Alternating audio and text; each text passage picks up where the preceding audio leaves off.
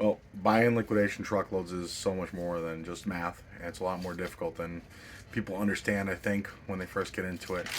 I'm going to take you through a truckload that we recently bought that we're going to lose several $1,000s on. It's a great truckload. It's going to bring in a lot of people. And if the stuff sells fast, I would do it again, despite the fact that we're going to lose over $5,000 on this truckload. What do you think about that, Erica? I think it sucks. Some people don't agree, but this is a brand new truck for us, and you never really know what to expect until you get it. So we didn't know what to expect at all. I would say that the quality of the product was way better than I expected. I was expecting about a 30% failure rate, and almost everything has been perfect, brand new. So that's awesome. The problem with it is that we sell at 60% of retail, and the retail prices are low on these tools. We struggle to recoup.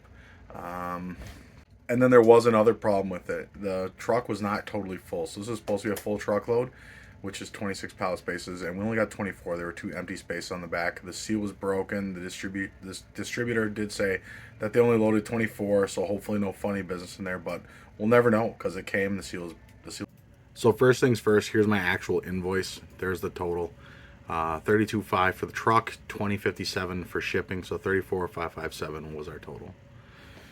I did some rough numbers here. I went through, and this is our prices. So we're pricing at, like I said, 60% of retail. So if we went a little bit higher, we could turn this truck profitable. But I really, really want to stick to that 60% rate, so we can advertise it, and I want it to be known for that.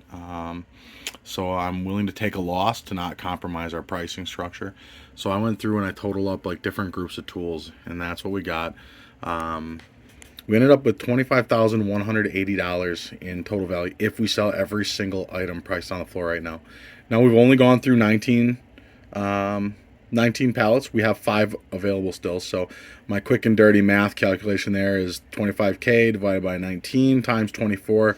So that estimates that we are going to get $31,806 out of this truckload at our prices. And that's pretty dang accurate when you've done 19 out of 24 pallets, and they all look the same. So let's break this down a little bit more. 24 pallets, 31,806 would be our estimate, right? There were 2 empty pallet spaces, so if we'd have a full truck, you do the same kind of math there. Divide that by 24, multiply it by 26, you got 34,456, right? So 34,456. That's a lot closer. That is almost exactly what I paid for the truck. So had they filled those 2 pallet spaces, we would have broken even on just the merchandise. But you do have to factor in the labor cost, and we're not done with the labor on this, but we already have about 140 hours of labor into this, which is costing us about $2,700.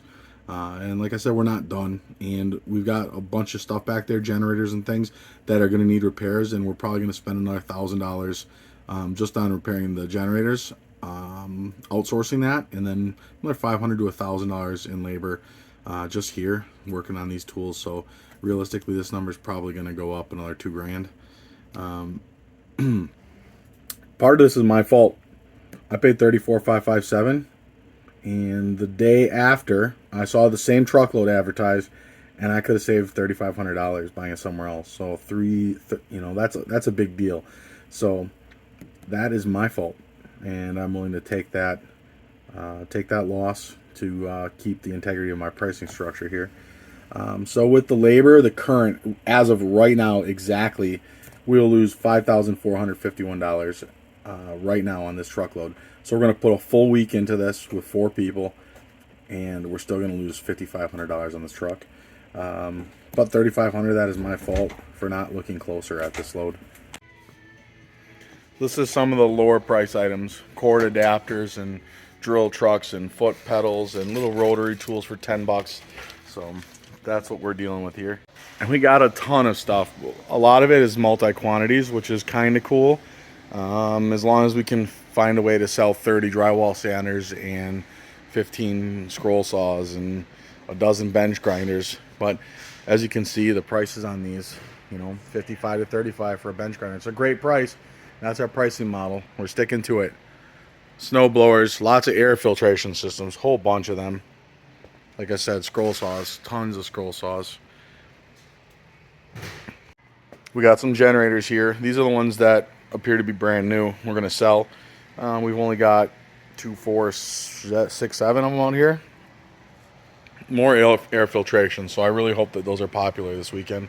We got some jointers and planers and miter saws, but not a lot of those. And those are the things that I really would have liked to have had. We got these cool workbenches. We're selling for $100 each. We got 9 of them. We got a bunch of these carts, but they're only $75. I would have thought that these are a lot more expensive than they are, but we're sticking to our 60%, and it's going to be a heck of a deal for some people. It's really weird with some of the stuff too from when different models, they look the same, but the pricing consistency, they're different. There's slight differences in their model, and the prices are considerably different. The joiners are cool, you know. That's stuff that would really be neat, but we only got 2 or 3 of each of them. Lots of dollies. Tons of moving blankets. I actually forgot about these moving blankets in my pricing. So, shoot, this is probably another $1,000. So that's going to actually help our numbers. So we'll probably lose like $1,000 less. We're going to sell these moving blades for $5 a piece. We have a lot. And these are the guys that we're going to have to do a bunch of extra work on. We probably got another 10 or 12 of these. So there's some real value here, but we're going to have to spend a few $100, $1,000 getting them fixed up, ready to go. Some of them are used. Most of them look pretty much brand new, but maybe some gas was put in there over winter or something. So we're going to have to clean them all out. So then here's some of the other stuff that really comes into my calculations here. Tools are hard to come by. They're expensive. We always have to pay up for them. And they drive traffic, so it introduces new people to our store. We get a lot of home furnishing, home decor, and that drives a certain type of person, but tools drives a different type of person.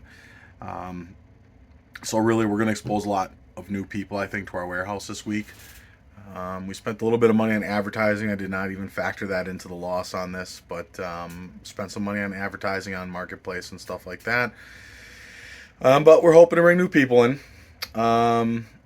Would I buy this truckload again? Yeah, I probably would if this stuff sells quickly. So if we really clear that stuff out over the next 2 weeks and we really get low on it, let's say we recoup 20 of the $35,000 within 2 weeks, I probably would do this again. But if it's a slow seller, if it takes us 6 months to move this stuff, then obviously it's a bad idea because floor space is important here.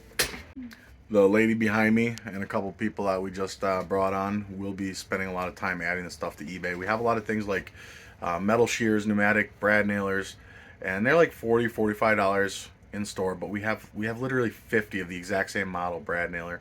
So we're going to put about 30. Actually, I just listed 30 of them on eBay, and we'll be selling a lot of them there because I know we're not going to move 50 brad nailers here. So that's why it's important to have a lot of different streams, a lot of different ways to sell. We do Marketplace, we do eBay, and we do in person. A lot of the quantity or the weird stuff goes up on eBay, and then, if it doesn't sell here for a while, everything sells. Everything goes on eBay. It's just a matter of storing it and waiting. So we take up a lot of storage space for that, right? I'm running out already. Yep, running out of storage space. So always need a bigger building, and hopefully someday this entire warehouse just turns into nothing but eBay. That's kind of the plan. So, thanks for watching. Quick, dirty breakdown. We've had other truckloads we've lost money on, that's for sure. But I'm gonna try to share some of the actual info on this for people that are curious about this as a business. I know some people definitely are. So, subscribe if you want to see more. I'll keep trying to put stuff out there. Time is always an issue, but we'll keep working at it. Thanks.